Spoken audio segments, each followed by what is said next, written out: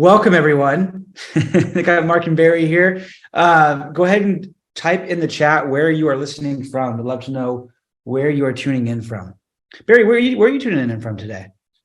I was going to try to think of where you work, but I can't remember. So Virginia Beach, Virginia. Nice. Where are you again? Where are you in I'm Tristan? yeah. We're over in Ventura County, over by like Malibu area in Beautiful area. Gosh, I love that area. Yeah. Have you been there long? Oh, only for 30 years. That's it. Wow. That's it. Yeah, just a cool 30 years. Oh, we got someone from Denver here. Very good. Awesome. Cool. Well, as everyone's typing in, we encourage you to keep telling us where you're listening from. We see a lot of participants jumping into the webinar. So, Barry, talk to me. What's going on? Yeah, absolutely. Let me turn off my background. So I run a team in Virginia Beach. I work with Tristan and Mark on all kinds of fun stuff. Hold on a second. And my team, I've got about 70 agents, and for some reason I can't get rid of there. Finally, I know it's jumpy. It should stop now. Sorry. So I run a team of 70 agents in Virginia Beach, and we do about 800 or 900 sales a year. And I've also worked full time for Ylopo since 2016, and I help them make the products. We test it on my team and then do wide releases. I've been a diehard Tristan Ahumada Brilliant Tribe fan. Tristan since probably 2015. So I'm here. They asked me to come here today to talk about what we're doing to generate business right now, right? And so I want to tell you guys something it's obvious, but it's also something I think we overlook. We do not sell vacuum cleaners or pencils or toilet paper or napkins. We sell houses, right? There's always going to be a demand for a house, and you can press into that in a really fun way. And I mean that by, you can assume. So in other sales industries, assuming the sale is scary, right? Like, would you like to buy life insurance, right? And you say, here's the policy, here are the terms. I think it looks great. Looks like you think it looks great. Go ahead and sign here, right? I'm assuming they want to buy the product. Well, when you do digital marketing of any kind, you put houses on the internet, and people click on those houses and then participate in your website or listing alerts. They are expressing interest in different degrees for a house. Okay, so you can assume they like living in a house. I think that's a safe assumption. You can assume that they're considering buying or selling again. Those assumptions are huge, because then everything I do, how I talk to the lead, what behaviors I look for, are all opportunities to assume that this is a person that wants to talk to me. So I'm going to give you the end from the beginning. What I think you should do is, I think you should run ads, and you should have a CRM that tells you when the people, the leads, I like calling them people personally, when the people in your CRM are on your website. That's not like brand new technology. That should be happening. If it isn't, you need to find out how to fix that. So the two things are talking to each other. And then you, just like you would sort on a spreadsheet, like, A to Z, Z to A, sort everybody most recent on my website to the oldest. And then talk to the people that are on your website. Question for you. The way that, yeah. Everyone here is itching to know what CRM and what ad source. Well, I like Follow Up Boss. It is my opinion that 10 years ago, having an all-in-one, so your website, your CRM, and your digital marketing platform all in one platform, the convenience of that won the day. Like, it was amazing for a long time until it wasn't. And it stopped being amazing because it's really hard with technology moving as quickly as it is to stay interesting to the consumer. So what I mean is the types of ads you're running, what you're saying in the ads, where the ads are showing up. Technology is moving so quick that it's really hard for a company that manages everything to do all of it really well. Follow Up Boss decided a long time ago that their all-in-one would be integration. So that's why I'm a big advocate of the Follow Up Boss platform. They're kind of like Salesforce, but for the real estate industry, just being like candid with you. The way they've got widgets they can bolt on from other platforms, it's just and I'm not a paid sponsor for them. I don't have any interest in Follow Up Boss. From a digital marketing perspective, Facebook is disruptive. I don't know many people that say, I'm going to go look for a house. Let me check my newsfeed. They went to Facebook for something else. And then they happened upon your picture of your house. So Facebook's disruptive. I really like Facebook for remarketing. There's a phrase called dynamic remarketing that's really important. I don't know if, Mark, if you think the listeners would enjoy learning about this, but it was invented like 6 years ago, like 7 years ago. What happened was, I'll use Nike as an example. Facebook goes to Nike and says, hey, we want you to upload your fall shoe catalog into a catalog into our platform. And then Facebook said to Nike, I'm going to put a tracking device on Nike.com so that when someone's looking for a size 9 black pair of Nikes for $200, we're going to go into that product catalog you uploaded and find all the other size 9 black $200 Nikes. And we're going to push those into the newsfeed. So Ylopo, and I'm, again, full disclosure, I work for them, so I'm biased, but we invented taking, in 2016, the MLS and every morning uploading it into a product catalog. And then Facebook analyzes the person's behavior. So similar to how the Nike example, if they're looking for a $300,000 home on the east side of town and switch to the west side of town for $700,000, Ylopo is going to go into the product catalog, get the listings. Since Ylopo invented that, Chime does dynamic remarketing. Sierra does dynamic remarketing. Boomtown does dynamic remarketing. Commissions Inc. Right? So those are all in ones, but they all do dynamic remarketing really well. So I like Facebook for dynamic remarketing, and I love Google PPC for new opportunities. Absolutely. Yeah. Big ups in the PPC for new opportunities for sure. Yeah. Absolutely. Also too, I feel like with Google PPC, you still get to catch those leads like in the early stages of when they're searching, as opposed to 4 other realtors are calling them at the same exact time. You know, it's right. It is something that I've noticed, and it is kind of nice. But also do the same thing with Facebook too. On the same point that you were saying that they're not really going to Facebook to look for a house today. They're on it and it may have crossed their mind and they're thinking about it and they're like a year out or whatever. But guess what? It's still a qualified lead with their hand up, just not up here. Oh, sure. Right here. Absolutely. Well, and technology's changed with PPC over the last decade as well. It used to be the consumer valued a trade. So they go to Google and they say homes for sale in XYZ city. They see a link. It's your website. They click it. They finally get what they want, but there's a wall in front and you have to trade as the lead, your name, email, and phone number.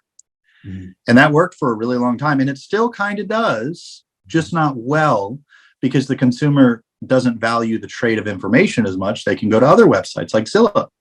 And so they're like, well, why would I do this?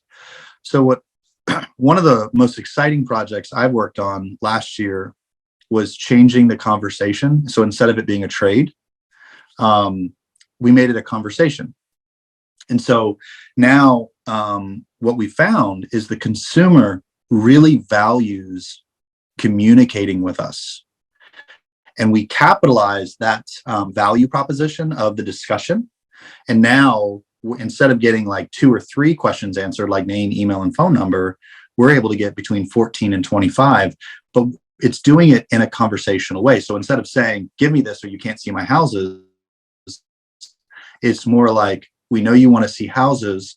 Tell me more about blah, blah, blah, blah, blah, blah, blah.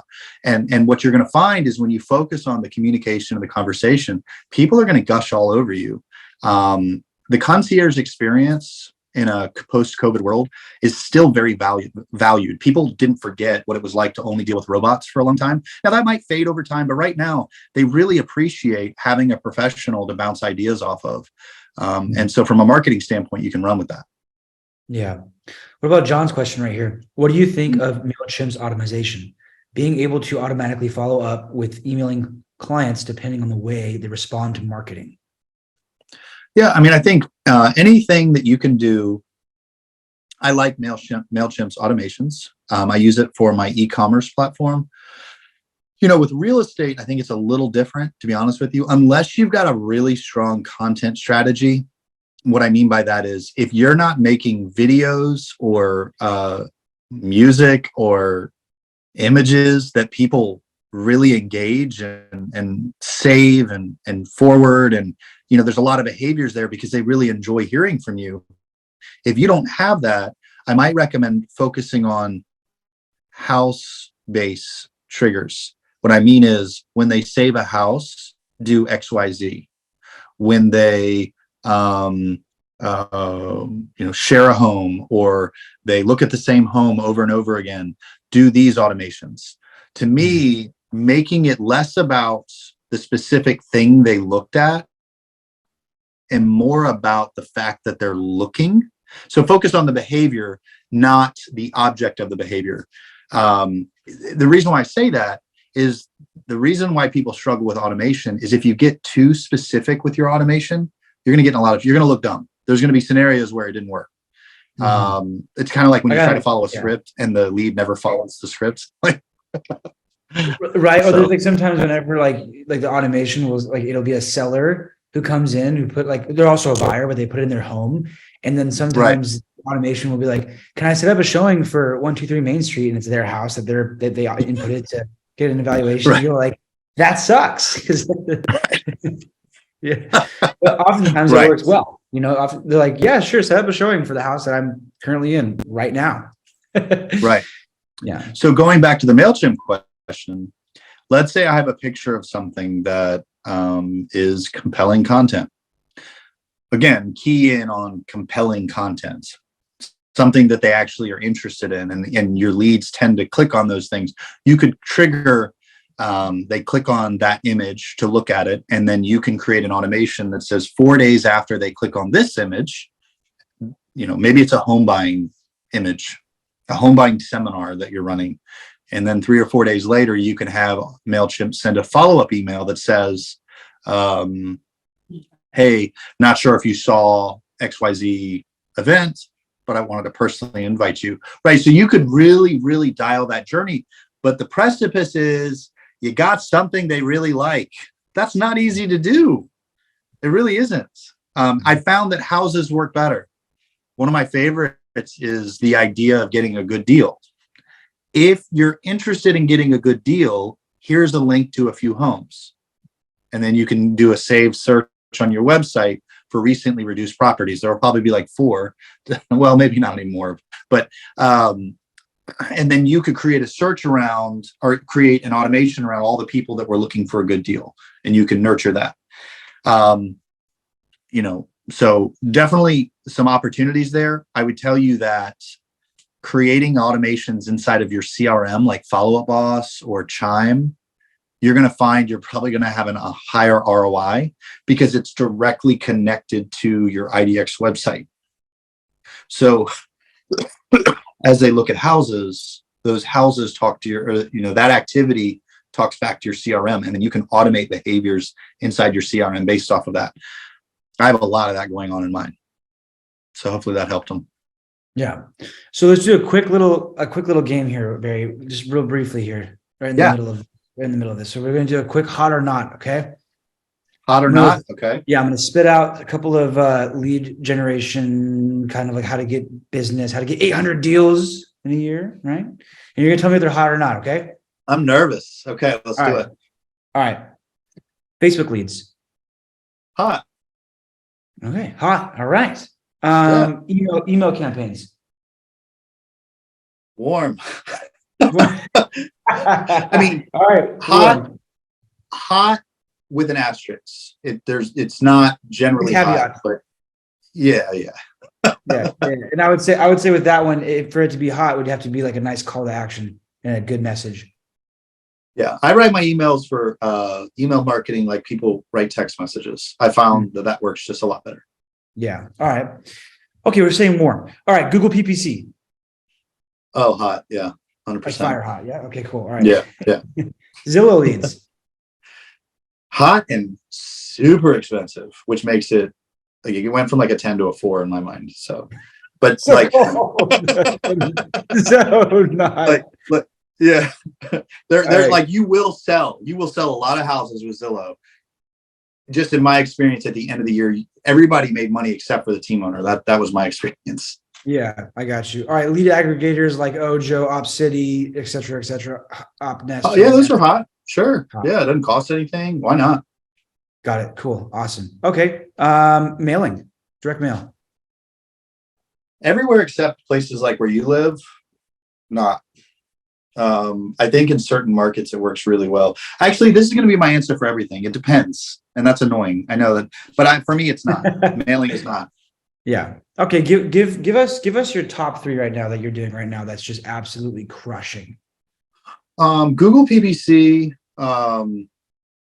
database remarketing. So I have 162,000 leads in my database. If you can have 5,000, if you can get 5,000 leads in your database, it's like a Mendoza line. Mathematically, what we've watched is anybody over a database size of 5,000 people that spends about $500 a month in remarketing ads to those people.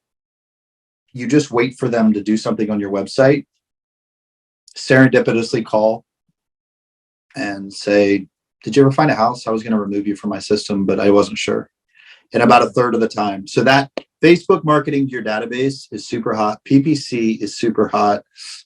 Email marketing to your database is incredible because you build this universe of people around you. And I'm going to give you a fourth, and that is digitally capturing open house visitors to automatically receive listing alerts. So they come to your open house, they register because the seller said you had to have a visitor. As soon as they register, they start getting listings from you similar to the house that you're holding the open on. I can tell you that. How does that? Yeah, what does that look like? So, digital registration tools for open house have been cool since like 2011. You could have an iPad with a form, you can do all this stuff. But big idea, the person walks in the door and you say, hey, homeowner asked for a record of everybody that attended, please register. They input their information at the open house. How they do that, there's tools like Spacio. Ylopo has a digital registration tool as well with a QR code, and you can scan it with your phone so the leads can do it on their own cellular devices so you don't need internet. But the second they hit your CRM, listing alerts get sent and Facebook ads. I've been at this for 24 years. I started when I was 18 and I'm 42 now. And historically, we never really sold a lot from open houses. I know in markets like yours, it's like a thing, but in ours, it just wasn't. You would hold an open house and everybody would pretty much say the same thing. Yeah, I had like 3 or 4 people, 2 had an agent, 2 really weren't interested. To every time you hold an open house, you have 4 people searching for a home on your website. We sell a lot of open house leads now, like a lot, because now the new agent leaves and says, I had 4 people added to my CRM. One of them just saved a home and our AI is texting them right now to see if they want to set up a showing. It's super sexy. So I gave you 4. So on that last, thank you for that. Yeah, we got a bonus one from Barry. We got Barry's bonus prospecting. All right, question. No, you need a B on the third one. Barry's bonus bananas. There you go. You're welcome. Prospecting. Brilliance. Barry's bonus brilliance. There we go. All right. So ridiculous. Okay. So question for you though, like on like just kind of like spitballing ideas here on that digital registration thing. Could it, would it, in theory, would it be wise to maybe have like a quick like sign-in sheet to like your Chime or your follow-up boss? Yeah. Yeah, absolutely. You can anything that Link to connects. Ylopo. Well, it both can link to Ylopo, but this isn't about Ylopo. This is about you capturing an open house visitor. Spacio does this as well. I think it's like $60 a month, but you hold the open house, they fill out the information, and then somehow that information goes into your email, listing alerts, Facebook ads. The thing that agents, I think, have got wrong is we overvalue our connection to the prospect when we first meet them. Like, we're really worried, like, did they like me? Did they laugh at my jokes? Did they think I was informative? Oh no, I had kale in my teeth and now they're going to think I'm an idiot. Like, we're really worried about that stuff when actually the consumer is really just focused on the house. Indeed. And we get in the way. And so what I like about this strategy on open houses, like, it got to a point where I would just sit and eat the cheese tray. Like, they would walk in and be like, hey, like, I didn't even want to, I was there because my seller. Sign in. Yeah. Just like, here. Now I can still do that. I don't have to be interesting. I could just say, I could still be eating my cheese tray and be polite and say, hey, the seller's asked you. And then let the AI and the marketing bubble up the people that are most interested. But somebody that goes to an open house in my market is someone that knows the area they want to live, and they at least are somewhat interested in the property. Otherwise, they wouldn't have walked in it. That's a degree of certainty that I would argue is a little bit better than a PPC lead, because a PPC lead we value because they type homes for sale in XYZ city. This isn't just homes for sale. This is a house I saw on a street that I'm open to considering to live. Right. You capture that activity, that's money. Yeah. No, absolutely. I love that. So that's what's working today for you. Yeah, at scale, man. Because these opportunities are running me $1 to $2 a pop. I'm going to say that again. These opportunities where we're just calling active people in our database that are searching, or they're visiting open houses, it's like $1 or $2. And so now I'm able to invest in processes and people to free up my agent's time.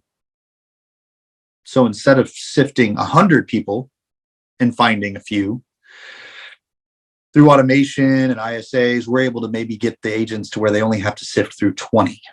We saved our agents time from having to sift through 100 people, and now they can focus on the relationships that make the most sense. But this is what's really important, and actually, this is what my book's about. A person that is too focused on making the other person happy is motivated more by feeling approved by them. Like, I'm searching for their approval. I want them to like me. And that's what I'm motivated by. I'm not motivated by actually just helping them. And the way you know that this is you is you tell yourself you're not pushy. And that's how you make yourself feel better about never closing a sale. Well, I'm just not pushy like those other guys. And so then we get the lead on the phone, and the lead says, I'm not really looking that. I'm not that serious. And we just always say the same thing. Well, do you mind if I call you in 6 months? Can I email you in 3 months? That's actually not helpful. I mean, it's not. We do that because we don't want to bother them, because we're being motivated by helping them, instead of just having maybe 2 minutes of awkward conversation. So the prospect says, I'm really not that serious right now. Can you call me in 6 months? Sure. How did you decide you're not serious? I mean, I'm not talking about like being aggressive. I'm just arguing that you care enough to ask some follow-up questions. How and what are my two favorites? How or what? How or what? Yeah. How did you come to the conclusion of not being serious, or what brought you to the website today? Or, what sparked your interest into searching for a home, even though you might not be ready right now? How did you come about my website? What is it that you're looking for? I see here at 1.1 and blah, blah, blah, blah, blah. Right. How did we come to that price? Right. How did you decide you're waiting a year? What is the amount you said you're saving for your down payment when they say they're saving? Mm-hmm. These questions bridge the gap for a nice agent. So all this activity that I'm talking about, for most agents, when they would call these prospects, they'll probably be discouraged by it, because we call them tire kickers. We're like, oh yeah, they're not really that serious. I make all my money off of that person. Yeah. So they're very, nobody else wants them. I have a lot of them, right? By the time they get certainty and they crystallize in their mind what they want, all the agents want them. And now I've got to compete, right? And it's not a bad thing to want that lead. I want that lead too for my agents. What I'm saying is there are bad aspects. So also, those leads are really expensive. So you're not going to get a lot of them. Whereas when I stopped buying Zillow leads in 2017, I was spending about $300 or $400 a lead. It had gotten really expensive in my market with an average sales price of $225, $250 at the time. It just didn't make sense. And so I can buy at the time, I could buy, let's see, for $40, I could probably buy about 40 leads. 400 divided by 10 is 40, so right? You could buy 100 leads. I could buy 100 leads, right? And so at a conversion rate of 2%, I can get 2 closings for the cost of 1 lead. And you're not closing all your Zillow leads. You're not. But I can get 2 close. I can convert 2% at scale all day long. Technically, right now we're like 1.9, but my ROI hovers between 600 to 800% on PPC. 600 to 800%. What is, that's it? Just kidding. What is, like, let me ask you this. When you said, just kind of going back, you said that before Zillow leads were about $400, $300. Okay. And you said that your cost per lead is $4 now. What did you say it was? So what I was doing is I was doing the math of saying 1 Zillow lead cost me $400. Correct. And then I could buy about 40 PPC leads for the cost of 1 Zillow lead. And so, that scales really, really well. Yeah. Because I'm getting more at bats. But almost all the leads you're getting from PPC start the conversation with something like, I'm not quite sure what I want yet. And unless you learn how to not be an order taker, pay-per-click, Google, search phrasing. Stop. Sorry. Yeah. PPC is pay-per-click, but yeah. So I think we had a couple more questions actually. I'm gonna plug in here because how to buy Google PPC leads is a whole nother webinar in itself. But what I'm gonna do for you today is I'm gonna just drop you in a minute here when I find it a YouTube video on like kind of how to do it, at least the grand scheme of it. But in the meantime, though, Barry, please answer any other questions. I'm looking at something else right now. Well, yeah. Actually, the easiest way for me, outside of hiring someone that can optimize an IDX website that houses your MLS and connect that to ads, that's the best. But if you just want to run an ad, you got an idea and you're like, and I think people would really want to look for waterfront properties in XYZ city, and you have a link on some website that you own, just download the mobile app to Google AdWords. It's really easy. And they have like a smart campaign set up, and it just asks you, what do you want? They're trying to get rid of the need to have a PPC manager. I don't know if you know that or not, but so they're like, essentially, if you download the mobile app, it's really easy to create a smart campaign. And it says, what keywords do you want us to search for or, key in on? And you could say homes for sale in Malibu, or waterfront Malibu homes. And you get these keywords, and then you spend maybe $10 a day and then go into the mobile app, and then you can look at what search phrases people are using to find you. And let's say, and also which ones are not, you can eliminate those. Well, that's what I was getting at. Isn't there a Malibu in Hawaii as well?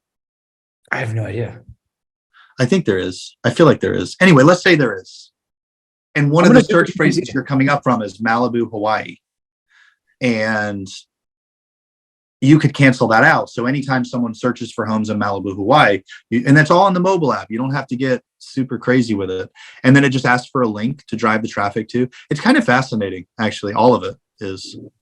Yeah. Oh, another good ad to run is if you have a business page on Google, to where, like, if you were to search for a top real estate agent in Virginia Beach, you would see me. Somebody's asking what the name of the app is. Let me pull it up, because they just changed the name, actually. Oh no, it's just called Google Ads. Google Ads is the name of it on iOS for Apple. And I don't think you probably can see it, but you just, you hit this plus sign and it says, do you want to do a new campaign? Yeah, let's do a new campaign. Okay, what business? Like, it just, it's really not as complicated. Very user friendly. Yeah. Very, very Google. Very Google-esque. Hey, we haven't lost anybody yet. We still have more people. This is great. Hello, everyone. I know. They must like us. All of a sudden, just 4 minutes. Screw that guy. What's the comparison between Google and Zillow? So it depends. So Zillow is fighting with itself right now. And they have two main business models. They've got where they call it flex, and this is where they generate the lead, call the lead, nurture the lead. And then when they find somebody that says, yes, I need an agent to go see a house, they call said agent and say, I've got a referral for you at 35%. The agent doesn't pay anything up front for that. So that's Zillow's future. However, Zillow has to make money in the meantime. And so now they're starting to sell leads in those same markets the way that they used to. And so if you're getting a flex lead, you better close a lot of those, because those are referrals. I don't know what the numbers are, but if you're getting Zillow, just regular Zillow leads, I would guess and say 5%. Mark, have you heard anything? The product's changed so much. Yeah, my issue with the conversion is you're kind of comparing apples to oranges, on the sense that with Google PPC, you're pretty much going to be the only agent that's purchasing that lead that you're competing with, for the most part. Right. Obviously, like, if we're in the same area and we're both running Google PPC, there is a chance that we can both get it. Yeah, it's not normal though. What I mean by that is, with Zillow, you got like 4 agents that are buying the same lead, and they're all calling at the same exact time. So when you ask, like, what's the conversion rate, it's kind of hard, because the conversion rate for the Zillow lead might not convert for you, but it's going to go to the other agent. Right. Yeah, no, that's exactly right. There's a lot of variables. You better sell more Zillow leads percentage wise than PPC. If not, you are going to go bankrupt really fast. Like, it's too expensive. But for me, nurture is now very important, because if I know that the people that I'm getting from Google Ads don't know what they want yet, I'm going to stop calling them and saying, did you see anything you like? And I'm going to stop calling and saying, I'm just checking in. Those are no-nos. Don't do that. Grown-ups don't like being checked in when they don't know what they want yet. What you do is you call and you say, I know you're not ready. I have this thing for you. Here's my thing. Here you go. Here it is. So, blog on home buying. Did you want me to text it or email it? Just thought you might enjoy it. Text it. Great. Article on while I've got you, or whatever. Yeah. While I've got you on the phone, how's the process? It hits different because we're looking for certainty. We're looking to be told what to do, in all honesty. Are you ready to tell me what you want? Right. That's what we're hoping for. They're not ready for that. And that's why they stop answering the phone when you call. Okay. Just so you guys know, they don't want that pressure, and it's not fair to them. But if I call bearing gifts and I'm just casually just like talking about it, nurture becomes light and easy. And the hope would be, when you're asking questions of these prospects, like, my favorite question is, I know you're not ready. Tell me what you want to change about where you live.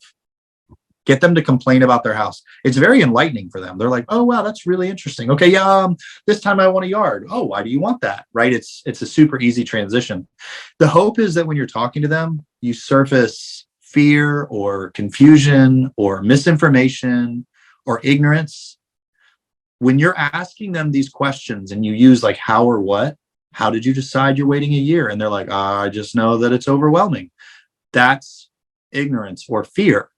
that's your moment to be relevant. Yeah. That's your moment to become their teacher.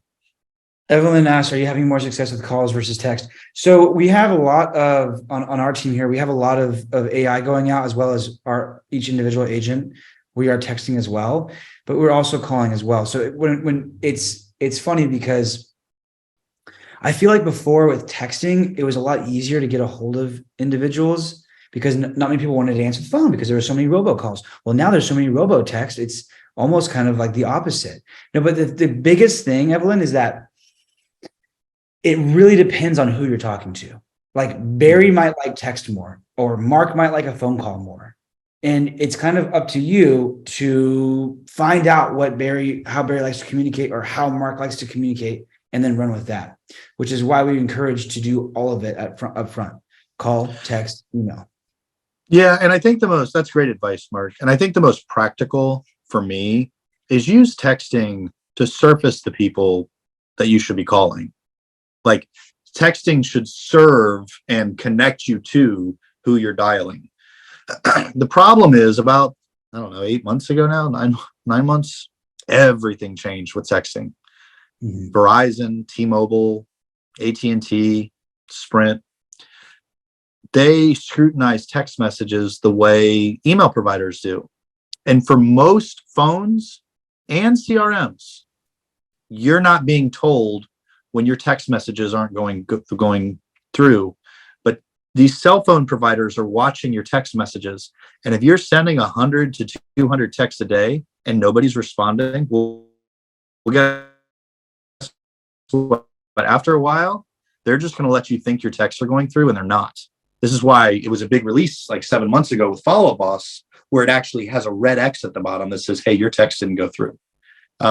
And this is why merge fields in your text messages are so important. So like time of day, like greeting time, the last house they looked at, the lead's first name. These are merge fields that you should create templates in your CRM that auto inject different data points so that the text messages are always changing. Functionally, they're the same, but there's data points that are different, which adds to the delivery rate of the text going up. Yes, I said delivery rate, just like emails. The other thing I would say is cell phone providers have also changed unknown callers. So this is where the person that's calling you is not in your contacts. Most times, cell phones are actually set up out of the box to filter those people. Not all the time, but most times.